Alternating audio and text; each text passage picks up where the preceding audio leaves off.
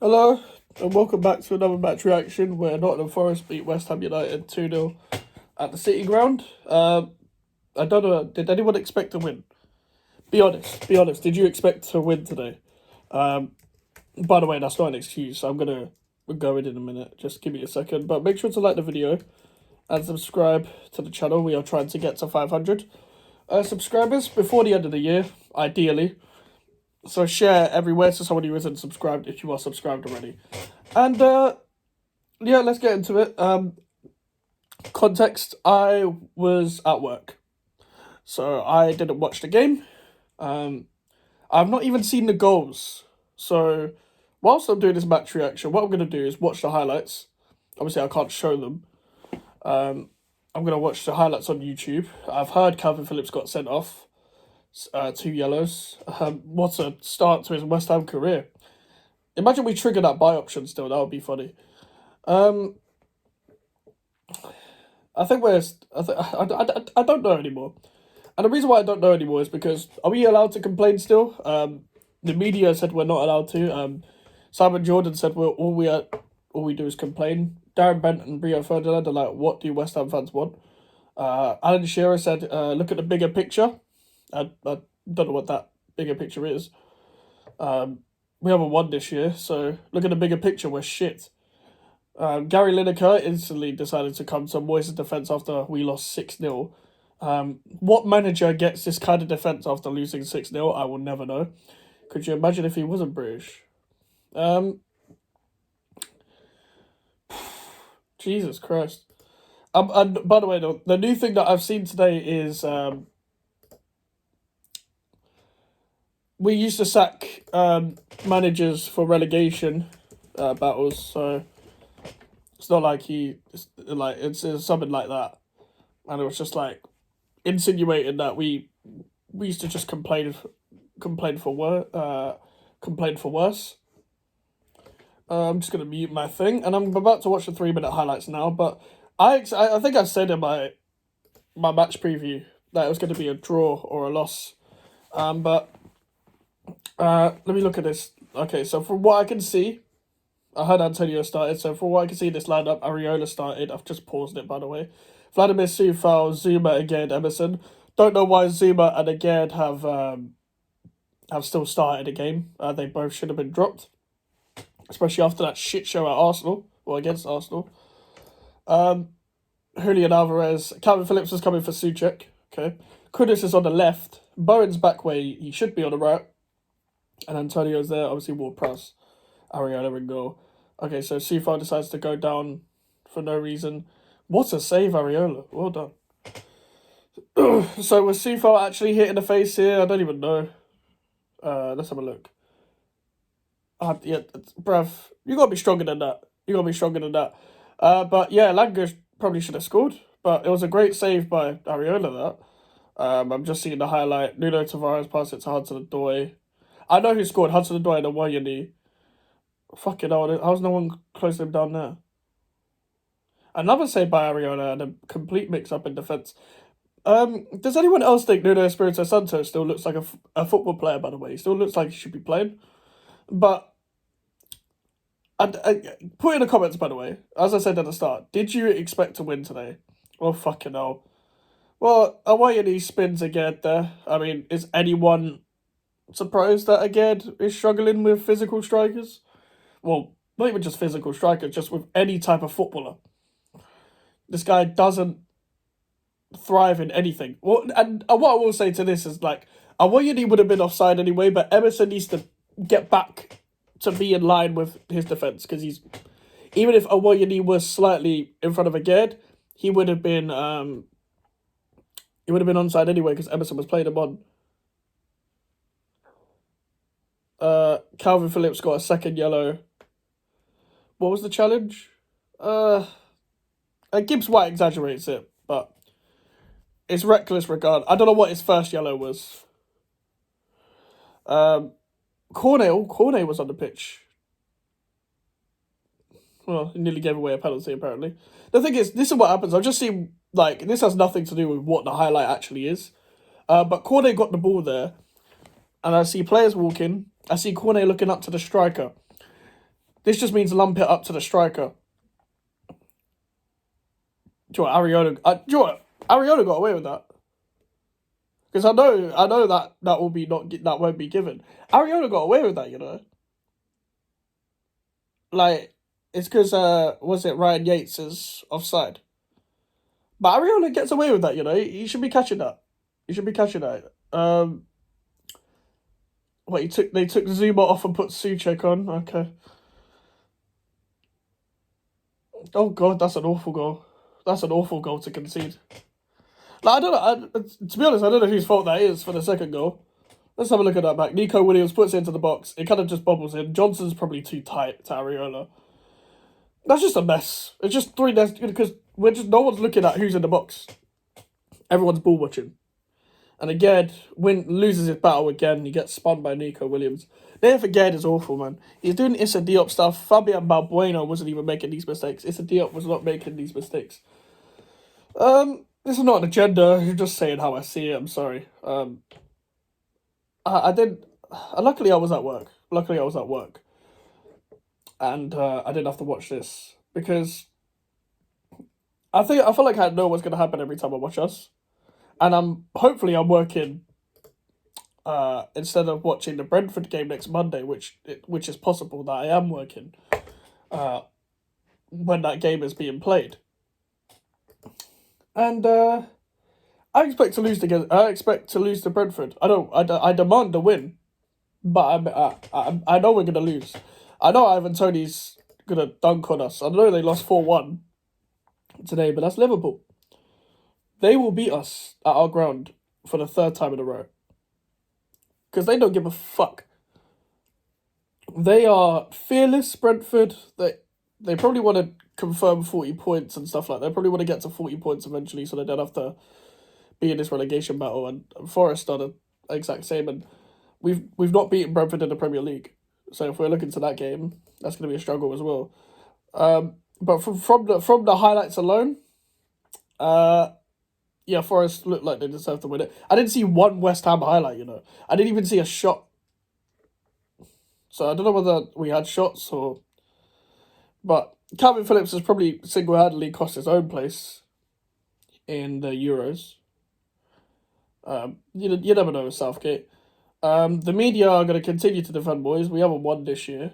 Our last win was Arsenal at the Emirates. We haven't got an unbeaten home record anymore. West Ham, I'm not even going to say his name, but big accounts were saying that, so what if we drew all these games, we are unbeaten.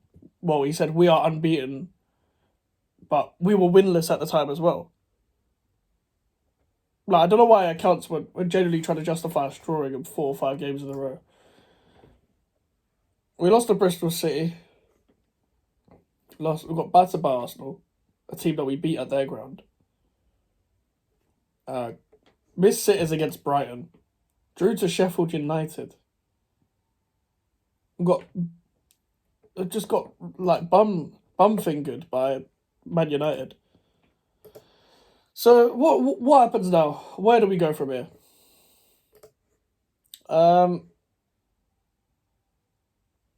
I just don't.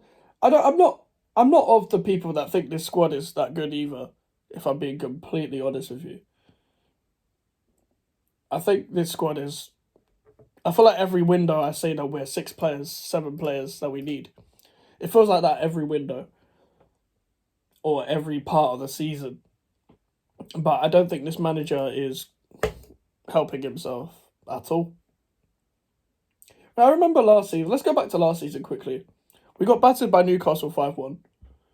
The Moyes out banners came out against Fulham. And... fast forward to the Conference League final, press conference. Moyes says about how he was hurt by the Moyes out banners. And then fans were starting to say, I feel bad. But you don't remember the context. We got battered by fucking Newcastle at the time, yeah? So, of course, the banners were going to come out against Fulham. Fans were still pissed off when we beat Fulham. Because we were shit that game from what I saw. I didn't watch that game either. And it's not even like I'm choosing to not watch games. Apart, I did for the Fulham game. I didn't choose not to watch this. I was actually doing something. But it's week in, week out. And if it wasn't for the start of the season, people wouldn't be making these many excuses. I think people are really holding on to the excuses that they have. What I'm now going to do, if I can find it, I'm going to find some boys' quotes that I saw from today. Because I don't usually go through quotes. But I saw some interesting ones. And it was reminding me a bit of Allardyce. Let's go, David. Oh, fuck's sake.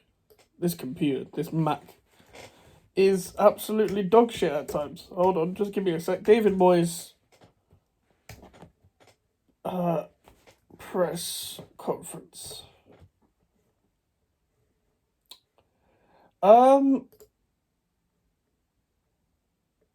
I can't find the post-match press conference, but I feel like I saw some quotes today where Moyes was going at the fans.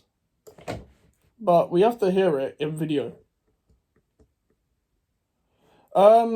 This one, listen, Fabrizio sometimes misquotes people, so just give me the context in the comments. But I'm just going to go off the quotes that I'm seeing.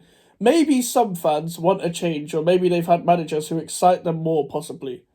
But the ones who's sitting here wins more. Now, I'll be honest, I've never seen good football at West Ham. In my life.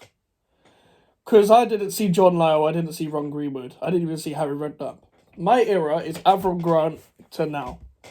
Because I was 7 when Avram Grant was here, and that was my first season going to games. I went to 3 games that season, and I remember watching the game as a kid, losing to Wigan, watching Charles and Zombie score like a brace or something, and we got relegated. And then I was going to season tickets. And then I had a season ticket, I was going to games each season after that. I've never seen good football here. Pellegrini never excited me. He excited me as an appointment. But even though we were playing passing football, it wasn't good football. Like, for me, it was very sideways. I used to call it B-Tech Arsene Wenger football at the time. It was like you're trying to play like how Arsene Wenger would, but with dog shit footballers. Now, fair enough, he's doing okay at Betis now, but I wanted Pellegrini out at the time, and I think I was right to have Pellegrini out at the time. I would never do some weird revisionism and think, well, Pellegrini this, and don't get me wrong, David Sullivan is at fault for a lot of these appointments and a lot of the manager's reigns at West Ham, but doesn't mean Bilic was good. Slaven Bilic never had played entertaining football. He just had Dimitri Payet for one season. It wasn't good football. Again, good football is just, a team playing football. We was Dimitri Payet FC that season. Mark Noble was playing out of his skin, don't get me wrong, so was Kouyaté. So was our defence. Don't get me wrong, they were playing well. Lanzini was playing well. Sacco was playing well. Like, these players were playing well. Cresswell was having a blinder that season. But it was mainly because of Payet. When you saw Payet left, West Ham left in that season. So I don't know what he means by maybe some fans want, maybe they've had managers who excite them more, possibly. But listen, you have every right to be like, I want a trophy with West Ham United. You can say that, and you can brag about that all you want. Because, don't get me wrong, it's an achievement. You're the first person to do it in 43 years. But if you're taking who's won more in terms of games, we haven't won a game this year. And maybe you should just look at yourself on the fact that you wanted to change the football. You went on Jake Humphrey's podcast and said you wanted to change the football. You wanted to change the football after we got 6th place by playing counter-attacking football. And then we tried to play somewhat brand of football the next season, but we ended up being so used to counter-attacking anyway. That's what we did. We didn't even press. Like, you want to play possession football, you want to play through the lines, but you don't want to win the ball back. You want to wait for the ball to come to you and then feed us scraps, which doesn't make sense if you want to play possession football. Doesn't make any sense. Then the next season you try to carry on with this football by buying these players like Kera, Paquetá, again, Scamacca, Emerson, Cornet, Areola, who was already there, and Flynn Downs. You didn't use Flynn Downs. You don't use Cornet now. The only one you use is Emerson and Areola. Scamacca's gone. Downs is gone. Again is shit. Kera's gone. So then we went back. According to Antonio, we still tried to play football then, We went back. When I was watching us trying to play football, it didn't feel like we were trying to play football. Because we signed 6 players at the time. Not only was we struggling to gel, sometimes he would go 3 at the back because of the coach he had, Mark Warburton. But you wanted to bring in a coach that wanted to play possession-based football, but didn't want to listen to the guy who played possession-based football. And Mark Warburton even said, me and him clash because we see football differently. So why did you bring him in if you see football differently to him when you tried to bring him in to help you see that side of football, even though you disagreed with him? Nothing makes sense with him. Like, if he had just stuck with counter-attacking football, like, the thing is, this is even more defensive than when we were playing counter-attacking football anyway. We were playing people in the right positions when we got 6th place. When we was playing counter-attacking football, we were sitting deep, yes. And sometimes it did cost us, but most of the time it got us 6th place. Like, it got us 6th place, it got us Europa League football. So why did you try and change it? Like, we had Antonio not on a diet, not on a good diet. He was eating what the fuck he want. That's why he kept getting injured. But he was playing well. Thomas Suchek was box to box. Declan Rice was sweeping it. Masuaku before his injury was doing well. Aaron Crespo was doing well. Vladimir Sufa was playing a blinder. Maybe the only part you can say is that our centre backs weren't that good. But that was it. So nothing makes sense. And I'll talk about this time on why the David Moyes reign has gone wrong. I'll do a video on it. But that's just my opinion. Like, I don't understand it. I don't understand. I don't know where we go from here. The media, we're going to have another week of the media defending David Moyes. We have this every week. And we have it with TalkSport people.